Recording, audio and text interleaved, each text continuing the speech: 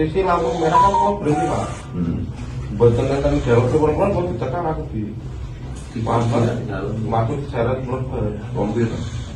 pasien terjebol ini kan kalah satu Kalian ulur. kita itu yang kalah Pak. Masuk syarat melebur ada terus sekitar uang 5 sampai 6 tapi betul seragam betul sepatu mungkin ini kok diteruskan dulu Terusnya apa lagi? ini dicoba ini mana dulu nggak selang Anda untuk sikir kita kan harus sih saya Pak. Panglima Oke. itu di posko atau di Pas di pos penjagaan, pos penjagaan?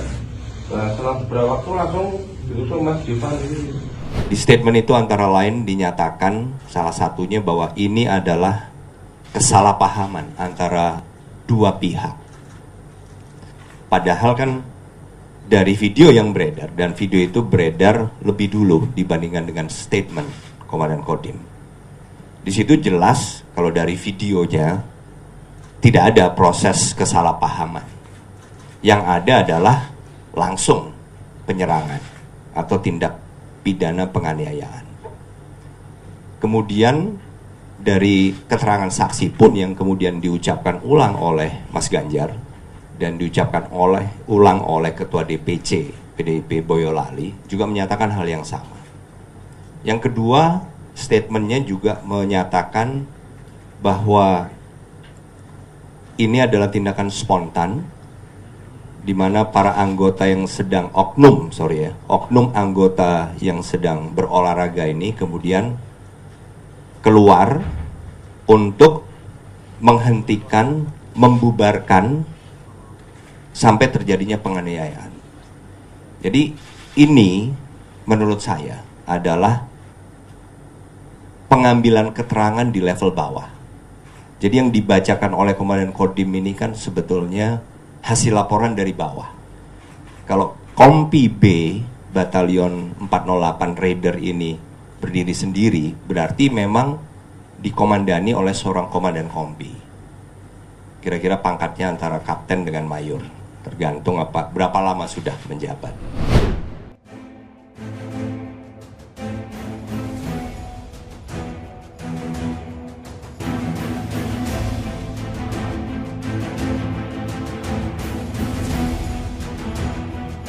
Halo sahabat Indonesia, kita bertemu kembali dalam Opini Rudi. Sahabat Indonesia, tanggal 30 Desember 2023, hari Sabtu, ada tragedi, peristiwa yang sangat mengenaskan. 7 orang relawan Ganjar Mahfud dianiaya secara brutal oleh oknum-oknum TNI dari Kesatuan Kompi B, Yonif Raider 408 Boyolali. Kalau kita melihat dari CCTV yang ada, para relawan ini melintasi jalan raya yang ramai, banyak truk, banyak mobil, kemudian dihentikan secara paksa oleh 15 oknum TNI, kemudian langsung dianiaya tanpa babi bu, tanpa dialog, tanpa apapun, dan sebagian diseret ke pos keamanan Kompi B, dianiaya juga dengan babak belur, dan hasilnya 7 orang relawan Ganjar Mahfud terkapar dan dirawat di rumah sakit. Saya heran. Ada kelakuan barbar begini dilakukan oleh anggota TNI. Oknum-oknum TNI seperti ini kan memalukan. Bukan hanya memalukan TNI, tapi juga memalukan bangsa Indonesia. Karena betapa barbarnya pertunjukan kekerasan yang dilakukan oleh oknum-oknum TNI ini. Saya tidak tahu alasannya apa. Kalau alasannya knalpot terlalu bising atau apa, kan bisa dihentikan kemudian diperingatkan tanpa ada kekerasan fisik Jadi saya sama sekali tidak bisa menerima penjelasan dari Dandim Boyolali bahwa ini hanya kesalahpahaman. Bukan kesalahpahaman. Ini penganiayaan barbar yang dilakukan oleh oknum tentara kepada warga sipil yang tidak berdaya. Kalau penjelasan Kepala Penerangan Kodam Diponegoro menurut saya juga aneh. Kalau mereka terganggu karena bisingnya suara knalpot, beberapa waktu sebelumnya dari relawan 02 yang melintas dengan tampilan suara knalpot yang sama dibiarkan. Mengapa ini dari relawan Ganjar Mahfud yang dihentikan lalu dianiaya secara brutal? Kita tunggu bagaimana proses hukum dari 15 orang oknum TNI yang barbar dan brutal begini. Menurut saya ini tidak bisa dibiarkan. Dan menurut saya 15 orang itu tidak layak menyandang predikat sebagai Tentara Nasional Indonesia. Tentara Nasional Indonesia TNI itu melindungi tumpah darah NKRI, melindungi masyarakat. Yang dilakukan justru menganiaya masyarakat. Ada hak untuk tidak dianiaya, itu ada pasal dalam peradilan HAM. Itu juga harus dipertimbangkan oleh auditor militer yang akan mengadili mereka. Saya mengapresiasi tim pemenangan nasional Ganjar Pranowo, TPN Ganjar Mahfud sudah bereaksi. Ketua TPN, kemudian Wakil Ketua TPN Jenderal Andika Perkasa juga sudah memberikan opini yang sama, menyesalkan keterangan dari Komandan Kodim. Pak Andika bahkan lebih detail karena itu bukan ranahnya Dandim untuk memberikan keterangan dan itu sangat berlawanan dengan fakta yang ada. Saya juga memberikan apresiasi. Deputi Hukum dari TPN akan mengawal kasus ini sampai tuntas.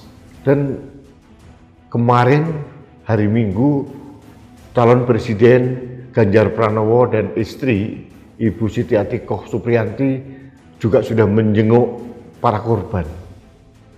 Kalau lihat penuturan dari Slamet Gundono, salah satu korban kepada Ganjar Pranowo, ini benar-benar barbar, heran. Kejadian brutal ini ada di negeri ini. Negeri yang konon masyarakatnya ramah tamah, penuh kedamaian.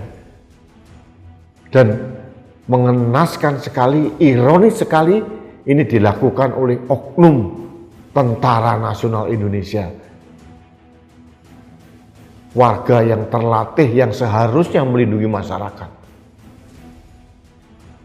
Banyak tokoh-tokoh memberikan opini mengecam dan mengutuk peristiwa brutal yang dilakukan oleh 15 orang oknum TNI ini. Salah satunya adalah senior TNI, Laksamana TNI Purnawirawan Bernard Kensonda. Beliau juga mantan Kasal tahun 2002 sampai 2005 dan saat ini beliau adalah Ketua Dewan Pembina Relawan Gapura Nusantara. Untuk itu saya mengajak Anda mengikuti wawancara singkat melalui telepon dengan Bapak Laksamana TNI Purnawirawan Bernard Kensonda berikut ini. Pagi Pak Rudi. Selamat pagi Bapak. Halo. Saya minta pendapat Bapak secara umum terkait dengan kasus Boyolali itu seperti apa Pak? Mungkin begini, peristiwa Boyolali ini menyesalkan karena melibatkan anggota TNI yang jelas-jelas sudah diperintahkan oleh Panglima TNI untuk netral, gitu loh. Ya loh. Dari penjelasan Wakil Ketua TPN Jenderal Andika, jelas alasan bahwa itu adalah spontanitas itu adalah tidak benar lah. Jadi kita RGN lah, di atas nama RGN kita adalah relawan Gapura Nusantara yang pendukung Ganjar ini menyatakan protes keras, penyesalan dan atas peristiwa itu. Termasuk yang meninggal di Jogja karena penganiayaan oleh salah satu paslon lah gitu loh. Kita berharap hal ini jangan terulang lagi gitu loh. Ya. Bapak, alasan bahwa penganiayaan itu dipicu karena emosi, karena mengganggu suara-suara motor yang terlalu keras, bagaimana Pak? Itu juga, dan itu jalan umum. Ya, jadi jangankan suara motor, suara truk-truk besar juga banyak. Dan pada hari berikut ada dilewati oleh kan ada video saya kirim tuh. Iya. Yang pendukung paslon nomor 2 lewat dengan pakai loudspeaker, pakai mobil gas motor digas-gas berasap itu nggak ditindak gitu loh. Harapan kita terkait dengan proses hukumnya bagaimana Pak? Nah, kita berharap harus diselesaikan sampai tuntas secara hukum. Karena ini sudah termasuk pidana penganiayaan gitu loh. Dan ya kan ada yang bertanya, kok Panglima lepas tangan? Menurut saya Panglima tidak lepas tangan. Dia melaksanakan prosedur yang benar. Dia menyerahkan itu karena masalah pembinaan, maka diserahkan ke Kasat gitu loh. Ya, di Kasat yang harus mengambil tindakan gitu loh. Kan tidak masalah pembinaan gitu. Nah, kita harapan ini tidak dibiarkan dan harus diselesaikan secara tuntas. Karena sudah termasuk tindak pidana, gitu, tindak pidana. Baik. Dan kita berharap tidak terulang lagi demi menjaga marwah atau nama TNI yang kita cintai bersama ini. Gitu. Itulah luapan hati dari senior TNI, Laksamana TNI Bernardkan Sondah, dan saya pikir apa yang disampaikan oleh Bapak Bernardkan Sondah ini mewakili perasaan senior-senior TNI maupun masyarakat Indonesia secara umum, bahwa ini sangat memalukan institusi TNI. Ini memang ranah dari Kasat, Kepala Staf TNI Angkatan Darat, karena ini masalah pembinaan anggota. Mudah-mudahan Kasat Jenderal TNI Maruli Simanjuntak bersikap tegas seperti biasanya beliau seorang yang tegas. Kita tunggu. Karena kasus ini sangat dimonitor oleh masyarakat. Prosesnya detik demi detik, hari demi hari itu akan terus disorot oleh masyarakat. TNI dan proses hukum yang melibatkan oknum TNI itu tidak hidup di ruang hampa, disorot oleh masyarakat. Ada pertanyaan, ini spontanitas atau by design? Karena apa? Karena sebelumnya relawan-relawan dari Prabowo Gibran melintasi jalan yang sama dengan perilaku suara motor yang sama dibiarkan, sedangkan relawan Ganjar Pranowo langsung dianiaya dengan brutal. Tapi saya masih percaya dengan apa yang disampaikan oleh Komandan Kodim bahwa netralitas TNI harga mati sesuai dengan perintah dari Kasat maupun Panglima TNI.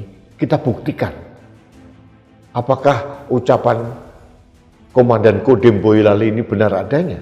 Saya mohon peradilan militer, dalam hari ini adalah auditor militer, bisa menuntut yang bersangkutan dengan pasal-pasal yang sangat berat. Karena ini masalah politik. Kejadiannya pada saat rangkaian kampanye politik. Kalau TNI ingin menepis dugaan-dugaan bahwa oknum-oknum TNI ini by design melakukan penganiayaan, harus dibuktikan bahwa tuduhan itu salah melalui peradilan yang fair, jujur, dan apa adanya, dan menghukum oknum-oknum TNI ini dengan seberat-beratnya. Kalau perlu harus dipecat dari kesatuan TNI. Karena apa? Bukan hanya mempermalukan masyarakat Indonesia, tapi orang-orang ini yang brutal-brutal ini mempermalukan TNI. Harusnya pimpinan langsung, komandan kompinya malu. Harus juga dihukum karena tidak mampu mendidik, membina anggotanya sehingga berperilaku brutal seperti itu. Saya tidak tahu prosedurnya seperti apa, tapi rakyat menunggu. Ini tidak bisa dibiarkan. Kekerasan dalam bentuk apapun tidak bisa dibiarkan. Tidak boleh kekerasan dengan motif apapun, dengan alasan apapun dilakukan dari orang satu ke orang lain, apalagi dilakukan oleh aparat militer kepada warga sipil. Ini tidak diperbolehkan dalam bentuk apapun, dengan alasan apapun.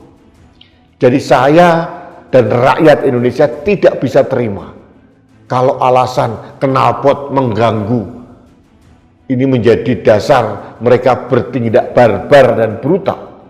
Seharusnya mereka memperingatkan secara verbal. Dan saya yakin semua warga Indonesia masih ada keseganan atau takut kalau diingatkan oleh TNI. Harusnya itu yang dilakukan, bukan dengan melakukan penganiayaan fisik yang brutal, yang barbar ini. Dan mungkin yang terakhir saya menyoroti tentang pendidikan di TNI. Jangan sampai pendidikan TNI outputnya adalah orang-orang seperti ini. Harus ada evaluasi menyeluruh. Bagaimana mereka harus mengayomi masyarakat sipil khususnya. Jadi ini kegeraman saya, kecaman saya terhadap peristiwa itu, dan kita menunggu langkah lebih lanjut dari peradilan militer terhadap oknum-oknum TNI yang sampai sekarang sudah 3 hari peristiwa konon belum ada tersangka, dan itu membuat saya heran. Sudah terbukti, sudah ada CCTV, sudah ada pengakuan korban, dan sudah ada korban yang jatuh, masih belum juga ada tersangka. Saya tidak tahu proses hukum di militer seperti apa, tapi bagi kami masyarakat sipil ini sangat aneh. Saya tunggu keterangan dari Denpom Surakarta dan instansi-instansi yang berkait dengan hal ini agar masyarakat tidak curiga terhadap netralitas TNI maupun Polri. Baiklah sahabat Indonesia, terima kasih Anda telah mengikuti Opini Rudi. Kita berharap kejadian ini tidak berulang kepada siapapun, kapanpun, dimanapun di negeri ini. Terima kasih, kita bertemu kembali dalam Opini Rudi selanjutnya. Salam satu Indonesia, salam Pancasila, salam Indonesia damai. Saya Rudi S. Kamil.